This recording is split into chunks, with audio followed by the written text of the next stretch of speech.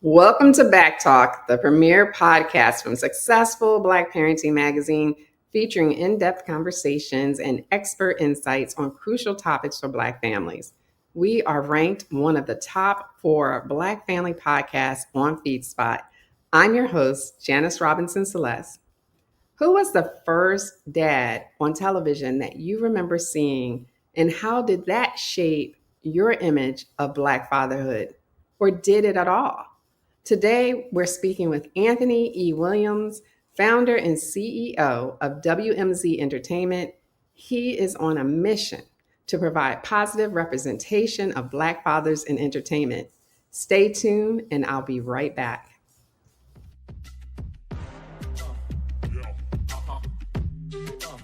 This is BACKtalk by Successful Black Parenting Magazine, the most listened to podcast for parents by parents.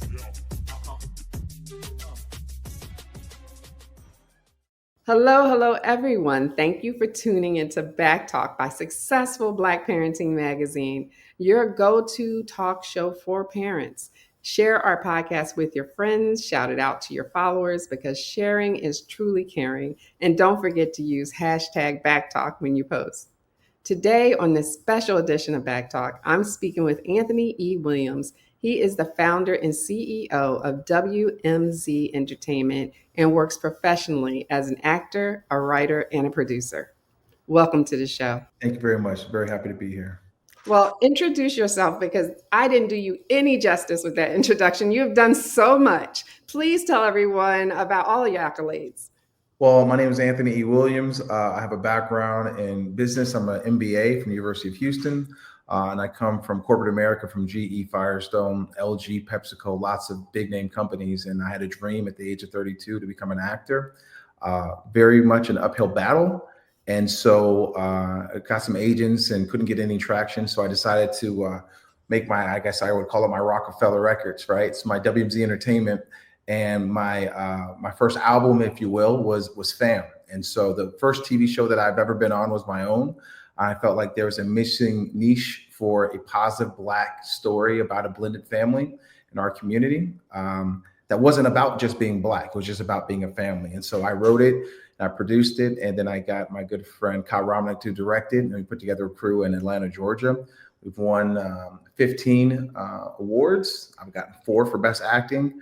And we have been invited and included in over 50 film festivals. And I want to think last I checked was in 10 different countries. I mean, so it's been a huge outpouring of acceptance for that. I'm still working on getting that sold and getting it on Netflix or the right platform. But since then, I've been on shows like The Equalizer. I've guest starred a couple of times on Law and Order SVU. I've been on FBI 3 times, and New Amsterdam, BT's Sisters, and Nickelodeon's Young Dylan, just to name a few. And I'm in the upcoming Tyler Perry film on Netflix that drops June 6th called Straw. So the thing I want to tell people and young creators is that, if representation matters, if you don't see yourself on that TV, then you need to write yourself on that TV.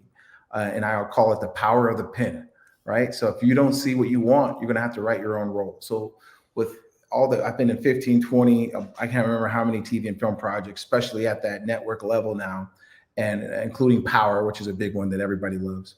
But the first TV show I was on was F.A.M. that I wrote, produced, and paid for myself. And so, if you really want it, this is how you do it. And then this is how I had to do it. They wouldn't open the door, so I had to create one. There's an old Jay-Z saying, if they don't give you heaven, then you have to raise hell. And that's what I felt like I was doing when I made F.A.M. I'm raising hell so I can get into heaven. And it's been a journey. It's not over, but I love to use this story to encourage other people. And then as far as my writing, that F.A.M. is 90% based on my real life and my relationship with my daughter, my ex, and my wife, and how complicated a day in the life would be. So when I went down, I'm like, how can I write the perfect show for me, showcase my talent? I was like, okay, I'm just going to take a couple of stories from my actual life, and truth can be stranger and more entertaining than fiction sometimes. Absolutely. Now, you are also a dad, as you mentioned. So you have a daughter? Yes, I do. I have a daughter who just recently graduated last Saturday from the University of North Carolina, A&T. She's an Aggie. Wow. I believe the biggest HBCU in America, but I don't know those stats. Well, you have to be an inspiration to her. I am sure of that. She sees your success, and I'm sure that is, inspirational and also encouraging. So, You what would is she? think, I think now she likes it, especially Yeah, now on TV and films. But, I was the embarrassing dad and the silly commercials when she was younger. But it's just going to sound so cliche. But no, she's my inspiration. I mean, when I started acting, she must have been 12, 10, between 10 and 12. And, she was like, yeah, be an actor, Dad, because she was a child. So while my parents and her mother and everyone was, this is ridiculous. You just graduated grad school. My daughter was like, yeah, you can do it. It's that childlike feeling that I still have to this day. I was talking to someone the other day and I mentioned, when I get on set, it's like when you see a bunch of women were younger days where there'd be 3 bikes outside of someone's house, they're inside playing. yeah. That's how it feels when I pull up the set. Like we're inside playing right now. That same childlike feeling is what I bring to everything. And that's because I've been with a child for the past 21 years and growing up with her, and keeping that mentality is very important to your inner child when you have kids. That's a great analogy. I like that. I like that. Now, we always start off the show with an icebreaker before we get into the nitty gritty. And the icebreaker is tell our audience something that not many people know about you. Not many people know about me. I'll say this. It's going to sound funny now that I'm older, but I was once kissed by Halle Berry. It's funny because I have the same kind of thing that I say, but mine is Will Smith. Oh, there you go. It's Hilarious. Can you give us a little bit of backstory on that one? My father, so I grew up in the suburbs. My father, similar to what I'm doing with film, felt like there was a lack of collectivity amongst the African Americans in Strongsville, Ohio. So we put together a team called Genesis. And, it was kind of like our own version of Jack and Jill, where the Black people in the community would come together and have a barbecue and talk about issues and things of that nature. And I was probably 6, 7. And she was Miss Ohio at the time, and she had the sash and everything. Yeah. And my dad was talking to me. He's like, she's gonna go to Hollywood and be famous. And then I was talking to her. She's like, oh, you're so cute. She kissed me on my cheek, and I was like, everything I saw her on Maybelline commercials and movies, and I always thought to myself, all you gotta do is go to California and become famous. That's all. It's that easy, yeah. That easy. Just go. All right. So you're about inclusion and representation and showing Black families in positive light. I love that. Thinking back to your own childhood, who was the first dad that you remember seeing on television? And did that image help shape any views of fatherhood for you? I'll tell you this, and I think you'll catch it. I'm not going to say his real name. I'm going to say his actor name, because his name was Cliff Huxtable. Oh, yes. And Cliff Huxtable has not done anything wrong. So let's keep that pure on that TV station for those 8 seasons. But yeah, he was the first TV dad because there was some realism there. Remember my favorite episode where the son was like, Theo was like, maybe I'm just supposed to be regular. Maybe I'm just not supposed to be a doctor or a lawyer like you. And I was like, yeah, like I was under a lot of pressure. My parents both had master's degrees from Johns Hopkins, and I was like really feeling it. And Cliff said, that's the dumbest thing I've ever heard. And so that type of harsh love, but always wanting the best out of your kids is important. And I like that sometimes that show didn't go the way that you thought it was supposed to go. It wasn't always soft and cuddly like, TGI Friday on ABC. So that's what I liked about the Cosby Show. No, I absolutely remember that as one of the first dads as well. And I'm from Philly, went to Temple University. So he was all up in there. So he was highly respected at that time. And I know things have gone downhill, but the show is still pure, like you said, and it is a great show even to watch today. And you talked earlier about what inspired you to create WMZ Entertainment and a little bit about F.A.M. Can you talk a little bit more about what you hope to happen with F.A.M? I know we talked about like hopefully you can get it on different networks and things like that. Where do you want to see that go? It's so funny. It's such a catch-22. So I created it, and of course you say you want to sell it and you want to get it out there, and everybody wants you to have a leading actor, someone who's recognizable. So that's frustrating. So I was like, well, I won some awards. And once I won the awards, nothing happened. And then I got into 50 festivals and what I wanted to happen did not transpire. Then what slowly started to happen is that I myself as an actor have gotten on bigger and bigger shows to the point where now we're talking about Netflix, and I was on a red carpet for Screamboat, a horror film that I recently did. And suddenly now, instead of F.A.M working for me, I feel like I'm working for F.A.M. So as my star starts to rise, I get some more exposure. I then will now be the person from Law and Order to Nickelodeon selling this Black dramedy that I feel the world needs to see. And it's been very humbling for it to serve me and for me to serve it. So I talk about it like it's a living thing because it's my baby. It is. It is a living thing. It's an entity now. Now, let me ask you, what's your favorite genre of movies? Like you talked about horror. You did horror. I'm not even, yeah, I'm definitely love drama. I love Drama. relationships. I love severe dialogue where it's not about necessarily where you are, it's about what you're going through. Yeah. And one thing about F.A.M, and I know the world hasn't seen it yet, but I think we had 3 locations the whole shot. And it was, 30-minute sitcom dramedy, but you feel like you went so many different places because of all the relationships and how deep the conversations are between myself and the daughter and the wife and the ex-wife and this tangled web of relationships. And I think that people get caught up in the blowing up or the shootouts and, oh, this is going to look great. And it's like, yeah, maybe it does look great. But what really pulls on me when I watch something is how it makes me feel. And that comes from the dialogue. Right, right. And guys, I saw the pilot for F.A.M. and I got to tell you, it's so well done and so interesting. This storyline. Oh my gosh, I can't wait for you to see it. So make sure you check it out when it's released, because I know I had to have a password to go see it. So when will it be released, or will it be released? Are you holding it for something like Netflix? Yeah, I'm holding it for the right platform that sees the Okay. vision. And, like most producers, when they're also artists, it's something that, similar to Issa Rae, that, I want to be leading in Insecure. So I want to be in the project to take that home. I think what's funny is just now I'm deserving of that, right? So now that I'm a recurring guest star and I'm on all these projects, it makes more sense for an HBO or for a Netflix or Hulu to say, yeah, you can star in this. That makes sense. You've done the work. You've got your 10,000 hours. When I created it, I had 0 hours. I had not one co-star. I said when I created F.A.M and WMZ Entertainment, I couldn't book a plane ticket. And so, like I said, it's a full circle moment. So I don't know when it's going to be released. I hope it's going to be big, but I think the world needs to see it because I think it's missing today. I agree. I agree 100%. And as we talked about representation earlier, you took it a step further and you're telling a story of a blended family of color. Yes. So why was that important to you?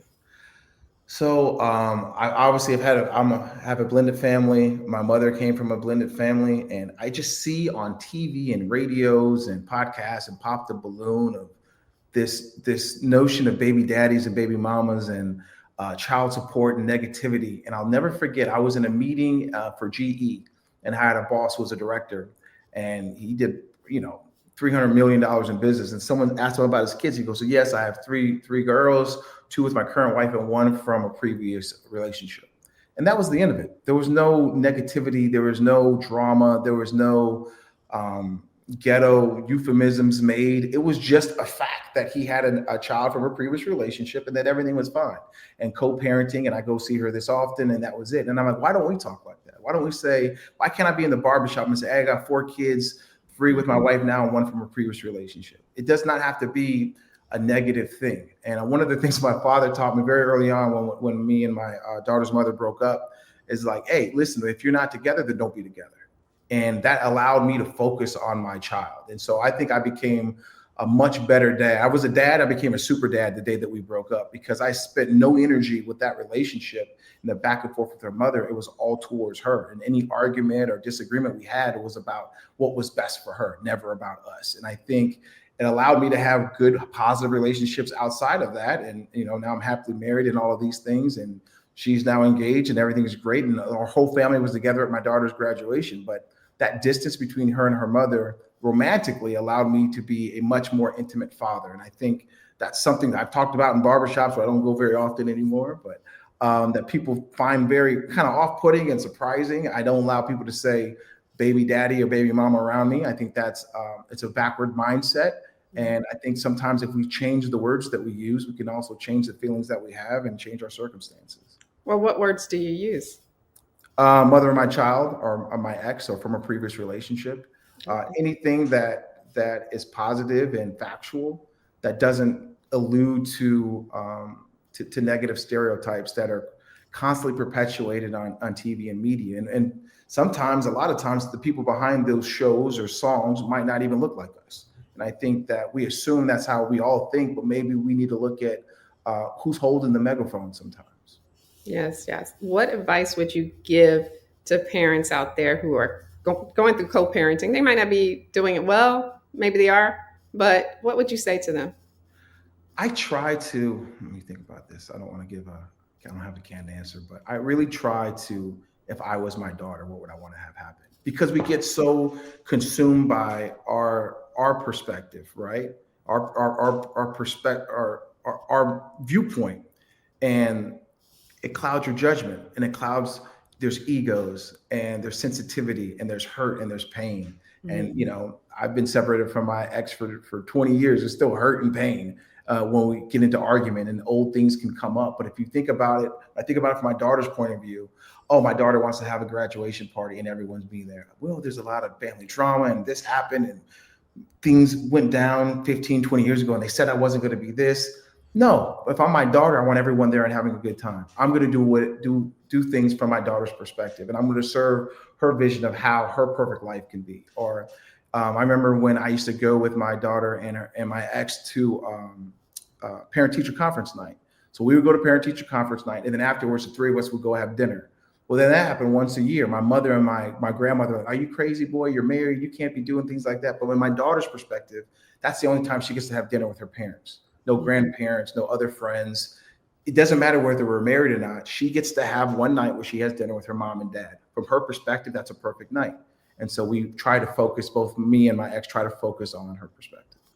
Okay. Well, that was a great way to stay connected during an event. But when she was younger, you mentioned that it made you a better dad, like once you were able to focus on her. So how did you stay connected with her when she was younger, and how does that, I guess, differ from now? She's an adult. And how do you stay connected with her now? It's a funny thing. So when she was younger, I definitely, everyone makes sacrifices. My sacrifices pale in comparison to the sacrifices my ex made. But I moved around a lot. I was always, chasing corporate America. But I spent the first year back in Strongsville, Ohio, even though I graduated from UNC Charlotte, just really bonding with her. And I think, I think it was actually her aunt Shannon, who told me is that the first year is the most important, and the bonding of physical touch and intimacy, and her knowing my smell, and me constantly being there in the first year. And I feel like that foundation helped keep us close. Always plan visits. Making sure she knew ahead of time. She used to do a countdown of 5 days before, 4 more days till dad's here, 3 more days till dad's here. And then when I was there, it was all with me. So there was no back and forth with her mother. She would be with me for the whole weekend or for the whole week. And then as she got older, we started to plan dad trips. She'd come out to LA with me for a week, or we would go to New York for a week. Even she took acting classes in New York City, or we would go stay in New Jersey or the Bahamas. She went with us with a family trip with even my wife and her family on a family trip to the Bahamas. So making sure that, she's number one. And that's something that's very difficult when you get married. Like, hey, I love you very much. You're my world, but you are my number two. And that's not everybody can take that conversation. But you have to have that conversation. I can't get married and treat my wife like she's number one and keep my daughter number one. As she got older and got into college, which is funny, after 18, she got more expensive very, very quickly. And so there was no decline in financial responsibility, and moving in and out of dorms, and conversation about boys or girls or whoever she's with and going through. I mean, I feel like that first bond from that first year came back more when she was outside of the house, and that there was no one had to plan a visit. Nobody had to tell her to come over to see me or anything. Not that happened often, but teenage years were very rough. But I think though, once she was out on her own after 18, I truly shine more as a father, because everything can now be seen as he's doing it because he wants it, and that's his heart. And who knows what was being said or what the understanding was of before she was 18 of what the intention was as a father. And I know that's kind of a sad thing to say, but it's a very honest thing to say, right? So if you're not 18 yet and you're seeing your father a certain amount of time and he's providing you financially, one could assume, or one could say, oh, well, he has to do that. Then after 18 to 21, and there's cars and there's dorms and apartments, and oh, he loves me. Oh, this is who he is. And I think that once that recognition happened, probably around 17, the bond got stronger. So. Wow, it's a lovely story, actually, that she noticed. And It's she a knows. hard story. Yeah, I believe it. I believe it. Now, you went from corporate sales and self-teaching engineering to Yes. like booking 8 shows in 16 months. Like that's an accomplishment all by itself that not many people get to experience. Thank But you. looking back on it, how has that journey influenced you and your family? Oh, it's a lot of sacrifice. Man, I took a job, a tough job in New York City. I won't mention the company, but it didn't go well, and there were race issues there. And I kept playing the 50 Cent song, "I Gotta Make It to Heaven" by Going Through Hell. And I actually, within 100 days, I lost the job after getting moved from Atlanta, Georgia, to New York City. We had just, I think it was 5 days after we bought a house in Westchester. Now I have no income, and I just remember driving to work every day, though, going, man, it's right here. New York is right here. This is my dream. And I remember just praying that morning, God, please get me out of my circumstance. I want to act, and I can't do that. I got to be at this 9 to 5. I got to be there all day long. I'm driving to Long Island 3 hours a day. And then I was driving to work, driving through Brooklyn. I'm like, I should be on set. Lord, please just get involved. And then as soon as I said that, the phone rang. It was my boss. And I was like, ooh, not today, Jesus. And so what happened was, once I lost my job, I focused 100%, similar with my daughter. Once I didn't have that distraction, I focused 100% on acting. And I got Nickelodeon's Young Dylan guest star. Then I got The Blacklist. Then I got Power. Then I got FBI. And it just started to all roll in. And I was like, wow, the power of your mind and the power of your intention and the power of what your focus is and the frequency that you're on. I mean, these aren't buzzwords that make people feel good. These are real things that really happen, and they can change your life quickly. And so I've just learned to keep my intention and my focus, and have a pure heart, be open to the universe, but it will do some things you don't want it to do to get you where you want to go. So let me get this straight. The buzzword affirmation was, please, Lord, get involved. That's what we have to say. I can't get out of this myself. I can't just go quit my job. Yes, I need to know the exact terms because I want to turn that on. Okay. I was like, please. I find if I'm ever down on both knees, I'm down on both knees with hands on the ground praying, I don't know, maybe that's an antenna to the universe or the man upstairs. But when I do that, he gets involved swiftly and quickly, and often not the way I want him to.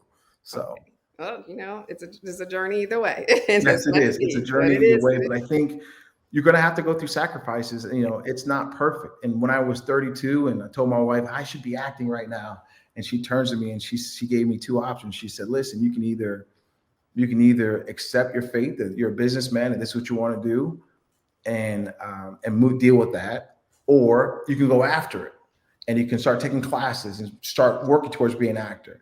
But what you can't do is be married in this house at 32 years old and talk about what you could have, would have, should have done, because that's just sad. And that was what kickstarted my motion. And then talking to my daughter, who has a childlike mind because she was a child, was like, yeah, Dad, you can get on TV. You'll get to see Will Smith. And I haven't gotten there yet, but she definitely got a kick out of me being on The Equalizer with Queen Latifah and arguing with Vincent on Law and Order. So I've proved a lot of naysayers within my own house wrong, which is a good thing. Awesome. No, that's awesome. Now, just touch a little bit on this self-teaching of engineering. What? So my father's an electrical engineer. He went to North Carolina A&T, and he's a graduate of Johns Hopkins University. Extremely smart man. I was always a clever man. I was always the storyteller. I was always the childlike person. And I ended up getting an interview with Eaton Electrical. They have a very robust training program. I'd had like 4 jobs in 1 year. Back when I moved back to Ohio, I got a lot of jobs quickly, and a lot of things happened. And I was just going to handle the distribution and stuff like that. But there was engineers all throughout the office. And so they took a liking to me down in Houston, Texas, and this young Black kid willing to do whatever it took. I was buying coffee and donuts, and I was getting people's cars washed. You name it, I would do it. And then finally a position opened up, and it was as an engineer with a major customer in the office. People in the office said, listen, we got your back. And they would pop the rubber band, show me how to take off the job, and one step at a time. And I had some training, but not the technical training. And before you knew it, I was like the #1 sales engineer in the country for single family residential.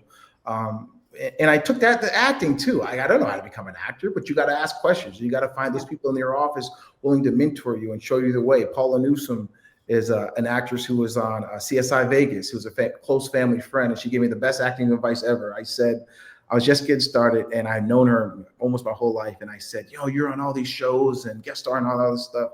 Can you just introduce me to your agent? And then maybe I can get on. And she says, yeah, that's no problem. I can do that. I was like, oh my God, thank you so much. And she said, here's all I need from you. I need you to get a reel together from student films, commercials, and TV. Then I need you to get like 3 or 4 co-stars. I said, okay, 3 or 4 co-stars.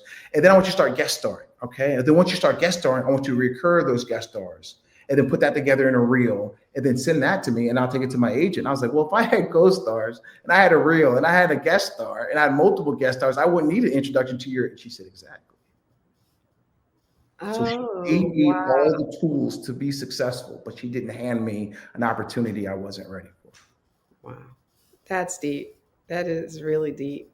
Yeah. I want to go back a little bit to F.A.M. because one of the things I noticed, and you had through this interview, you mentioned music a couple of times. Yes. The music in F.A.M. is also very good. Can you tell me a little bit about that? And who are these people? Because I don't recognize a lot of the songs. Or well, a lot of the songs are borrowed. We'll say borrowed because Okay. I'm just using it to show my concept. But one song that I had to, there's an old story with Jay-Z is Hard Knock Life. Yeah. And it was the Annie song. And he called, he wrote a letter to the producers of the song and told them why he needed the beat. And it was, he didn't tell them he was going to be talking about, what he was doing in Marcy Projects. But I really liked God, what is the name of the song? It's the Stay Woke song by Childish Gambino and a Redbone. And so I emailed the record label. And right when I emailed them, they said, yes, let's get involved. That's your project. They saw the project, and then they were say, okay, well, you have to pay us and the publisher.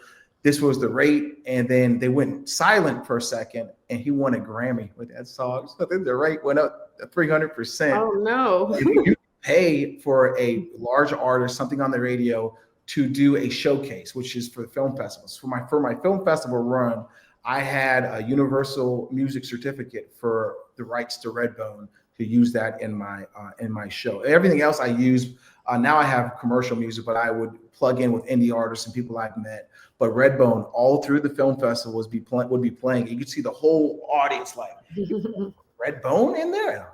I always had the certificate in my phone if somebody called me out on it. But that mentality from engineering that I just need to learn and I just need to ask and I just keep knocking on doors. And I'll never forget running around the house, beating my chest and screaming when I got the okay from Universal Music Group. Yes, you have the rights to Redbone for X amount of time for your festival run. And I was just like, man, you can do anything if you put your mind to it. That's great. That's great advice. And to keep asking. Is there one on-screen fatherhood moment from any show or any movie that resonated with you personally as a dad? And if so, what made it so memorable for you? So I'll give you 2 of them. One of them is going to be me because I wrote it. But the first one is the on Fresh Prince of Bel-Air, where when the dad wouldn't come home, he says, "Why don't he want me, man? Why don't he want me?" And Uncle Phil holds him and he cries. And historically, that was Will Smith's breakout moment. And I think James Avery, I believe is his name. I don't want to mess it up, but Uncle Phil whispered in his ear, "How you're acting," because it's that raw emotion. And you can't mess that up if you're genuine and you're genuine about that scene and what you're saying. And I always thought, man, I would love to do something that's that true. And even as a kid, I was like, "Oh, I'm supposed to be laughing watching Fresh Prince. This is deep." And there's a line in F.A.M. where I say to my daughter, I said, my best day without you in it is by far worse than my worst day with you in it. Yeah. Basically saying that, without you in this world, it's really not worth it for me. Everything changed when you came here. And I think children need to know what you mean to them, because what they mean to you, because while we're so busy trying to protect them, we're also fussing at them. We're also talking at them. We're also not listening the best because we already know, we've already been there. And that was my time. No matter what happens to me, I can tell my daughter, is like, listen, my worst day with you in this world is by far better than my best day without you. So don't ever let anybody tell you that this world isn't better off with you in it. And I think a lot of times, kids have insecurities and they get down and they think, this is my whole life here in the 8th grade. It's going to end now. And I always used to tell her, it's a segment. These are your 4 years of middle school. These are 4 years of college. No matter how bad it gets, it's 4 years. You're doing a bid. Mm-hmm. And now you're doing a bid before you go to grad school. But just really, like when Uncle Phil looked him in the eye and embraced them, 2 men hugging and he's crying, it's okay to cry. It's okay to have emotion. It's okay to fall into an elder's arms from time to time. And I think we have a lot of toxic masculinity that says otherwise. And so, with my scene, I wanted to be, that was kind of an inspiration for it, but I really wanted to speak from the heart. And I thought, 100 years from now, when my grandkids are watching FAM, they understand how their grandfather felt about his daughter. No, it was beautiful. It was a beautiful line. And it should be like printed somewhere on somebody's wall for their children. It really was a great line. How can our audience learn more about your work and stay updated on your projects? I'm Anthony E. Williams on Instagram. That's pretty much the only social that I use. And then, Anthony E. Williams everywhere. So on IMDb, my bio is there, and hopefully it continues to get updated with new storytelling. But, whatever I'm doing, I'm trying to represent a part of Black culture that maybe is forgotten or is not. I represent a part of Black culture, the kids that speak too properly, that they speak white, or that they're not like the rest of us, and their Black card should be revoked. It's like Kanye when he first had the backpack and the polo on. You don't look like the rest of us. And I try to represent a segment of Black America that's authentic, that is not continuously written about in cinema and on TV shows. And you take the show Forever that just came out on Netflix. That's phenomenal. Why is it phenomenal? It's phenomenal because it's great and it gets everything it should deserve, but it shouldn't be this unique. It's this unique because there's a missing niche for positive Black storytelling. And so whenever you see my name, whether it's on a predominantly white show or it's on BET with Tyler Perry, I'm trying to represent that niche that's missing in American cinema right now. Well, that's fantastic. And we're going to follow you. I will follow you. Successful Black Parenting Magazine will follow you as well. And I want to thank you for coming on our show today. So thank you so much. It's an honor and a privilege. And I just, I think I said this one time before with WMC Entertainment, I want to change the narrative of Black cinema one frame at a time. That's beautiful. And a big shout out to all of you watching the replay of this special edition of BACKtalk by Successful Black Parenting Magazine. Be sure you follow us on social media. Click on everything. Follow, likes, ads. It all helps us to thrive. And until next time, I wish you all the best and much success. Take care. Thanks for listening, everyone.